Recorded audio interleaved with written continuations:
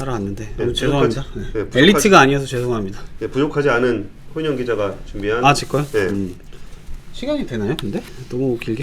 오늘 6시까지 할 거예요. 그런가요? 알겠습니다.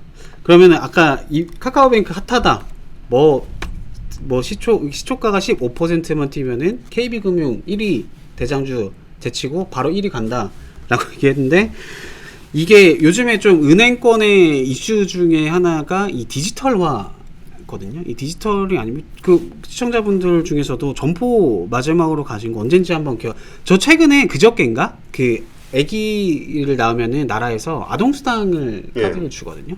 근데 이게 제가 모 은행 시중은행에서 아동수당 카드 잃어버려 가지고 이게 어떻게 발급을 해야 될지 모르겠더라고요. 재발급을 비밀번호도 모르겠고 점포를 갔는데 대기 시간이 40분인 거예요. 40분. 그러니까 어르신 분들은 아직 여전히 이용 40분 점포에 사람 많아요, 생각보다. 네, 많아요.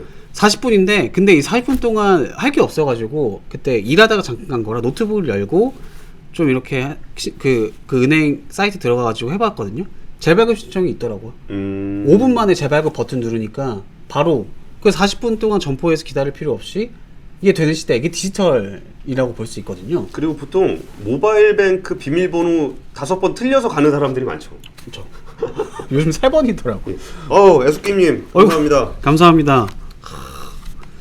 그래서 이 디지털화 때문에 시중은행들은 지금 뭐라고 있냐, 희망퇴직 바람이 한창입니다.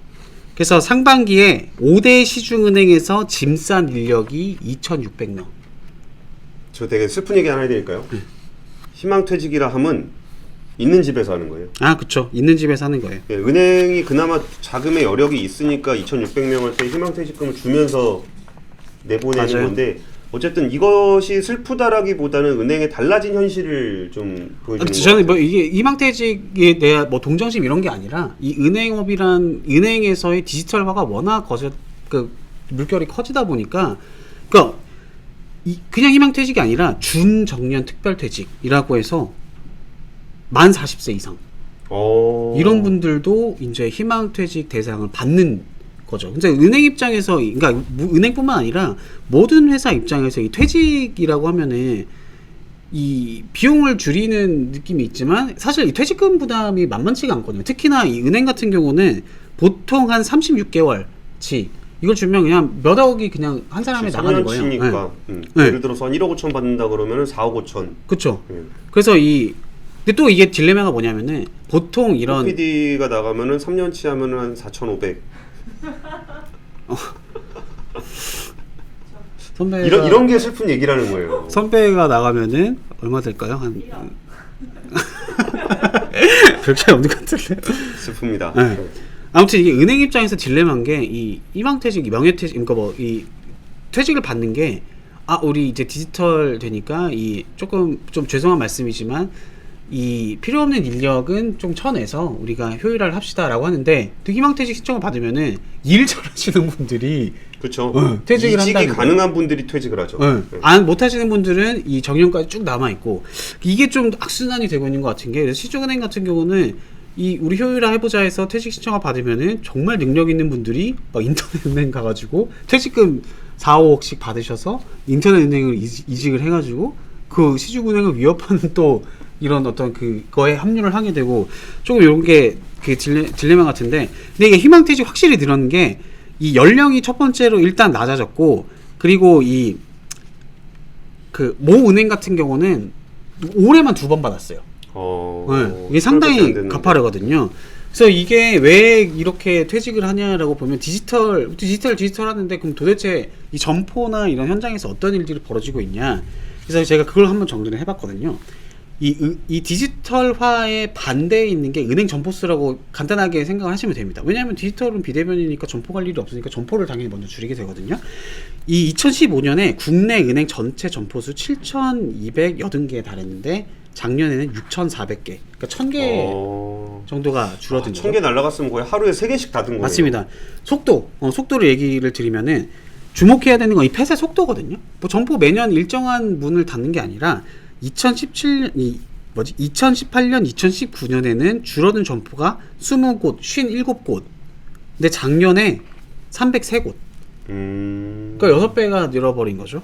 그래서 왜냐면은 보통 이 은행 거래라고 하면은 이 보통 계좌 이체나 대출 뭐 이런 게 대부분일 것 같아요. 근데 사실 이 인터넷 뱅킹을 통한 이 거래 비중이 어마어마하게 늘어난 상태입니다. 그래서 인터넷 뱅킹 그러니까 입출금과 자금이체 가장 많이 쓰는 비중이 인터넷 뱅킹이 66%. 그러니까 2017년에 45%에 불과했거든요. 그러니까 20%포인트 늘었는데 이게 인터넷 뱅크의 출범과도 맞닿아 있어요. 이때쯤에 출범을 해서 인터넷 은행들이 어떻게 보면 매기 역할을 해서 인터넷 거래 금액을 이만큼 높여놓은 거죠. 근데 이게 이 인터넷 뱅킹뿐만 아니라 ATM, 텔레뱅킹 이것도 어떻게 보면 비대면에 들어갈 수도 있는 거잖아요. 그렇죠. 이것까지 확대하면은 은행 업무의 93%가 비대면으로 진행이 되고 있다는 거예요. 그러니까 나머지 7% 정도만 뭐 단순 그 서비스긴 하지만 이 자금이체나 입출금 서비스 중에서 7%만 점포를 통해서 이루어지고 있다라고 보시면 될 것 같거든요. 그래서 이게 뭐 아까도 얘기 드렸지만 제가 점포 가보니까 40분 걸리는데 그 사이에 이 은행 그 인터넷 들어가서 해보니까 5분 만에 됐다. 이게 어마어마한 거잖아요. 그래서 사실 그렇다고 은행 입장에서 그러면은 아니 디지털이 그렇게 바람이 불고 이게 점포를 줄이는 게 수익성 개선에 그만큼 도움이 되냐 그래서 줄이는 거 아니냐라고 생각하면은 어떻게 보면은 그 은행이 실적이 좋아져야 되잖아요. 예. 점포를 줄이면서 근데 안 좋아지고 있습니다. 은행의 실적이.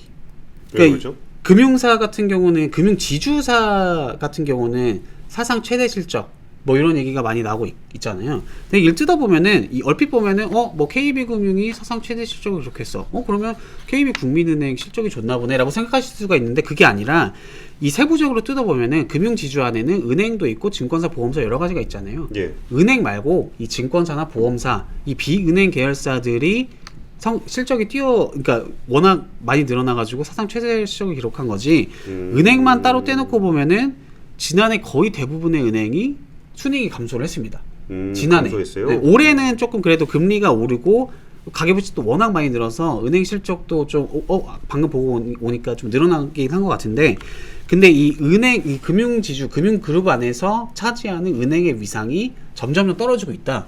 그래서 이 전체 그 금융지주사 내에서 은행이 차지하는 이익 비중 이게 7%포인트 넘게 떨어진 상태거든요. 그러다 보니까 은행 입장에서는 이 작년에는 점포를 폐쇄를 하면서, 점포가 폐쇄하는 게 그 계신 분들은 같이 나가는 게 아니라 그 인근에 있는 지점으로 통폐합이 되고 하는데, 근데 이걸로도 이 실적 감당, 그러니까 비용 효율화 감당이 안 되니까 올해는 조금, 작년에 은행 점포 폐쇄가 두드러졌다면은 올해는 희망퇴직, 이런 퇴직 바람이 좀 워낙 크게 불고 있다라고 그렇게 보시면 될 것 같습니다.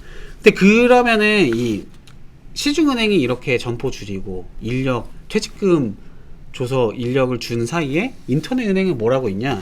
주식을 주면서 사람을 어마어마하게 뽑고 있습니다. 그래서 뭐 간단하게 얘기를 드리면은 카카오뱅크 같은 경우는 이 지금 그 사업 보고서상에 부여된 임직원에게 부여한 스톡 옵션은 144명에 520만 주거든요. 예. 근데 임원을 빼고 135명에 296만 주 정도의 카카오뱅크 직원이 지금 스톡 옵션을 받은 상태예요.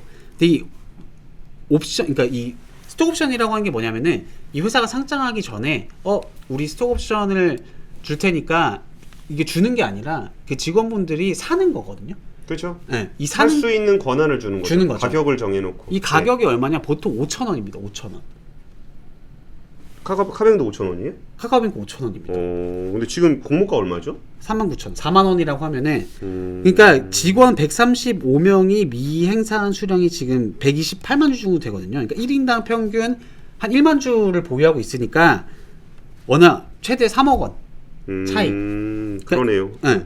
이게 차익이 인당 평균 3억 원 정도의 차익이 나네요. 그렇죠. 4배 정도가 올라 버리면은 차익만 3억인 거죠. 그러니까 시중은행 같은 경우는 퇴직금 3, 4억 주면서 사람 보내는데 인터넷 직원분들은 계속 있으면서 3억 스톡옵션 받고 일을 하고 있는 상태거든요. 카카오뱅크가 이렇게 스톡옵션을 뿌리다 보니까 카카오뱅크가 인력을 처음에 엄청 빨아들였거든요.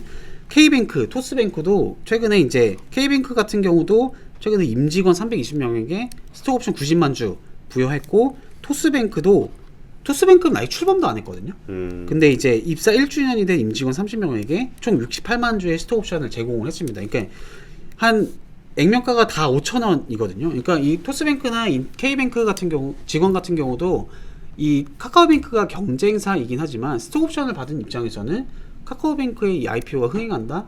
이거는 굉장히 왜냐하면 나중에 토스뱅크나 K뱅크도 상장을 계획을 하고 있으니까 나중에 카카오뱅크가 잘 돼야지 우리도 그만큼의 높은 PBR 7배에서 기업 가치를 받을 수가 있을 가능성이 그러니까 생기니까. 피어 그룹으로 카카오뱅크 넣어놓고. 그러니까 그렇게 보면은 완전 인터넷 은행 입장에서 땡큐인 거죠. 그래서 조금 이게 이 카카오뱅크 상장이라는 게 단순히 뭐 자본시장에서 일어나고 있는 일이 아니라 이 금융권 전체 흐름을 뭐 방금 말씀드린 것처럼은 그 시중은행들은 3, 4억 주고 40세 한창 일을 많이 해야 될 시기에 직원분들을 내보내고 있는데 반면에 카카오뱅크나 뭐 K뱅크, 토스뱅크 같은 경우는 3, 4억씩 스톡 옵션을 주면서 그 기존 은행에서 받아 한 3, 4억 받고 나가서 카카오뱅크 가서 스탁 옵션을 받아. 그래.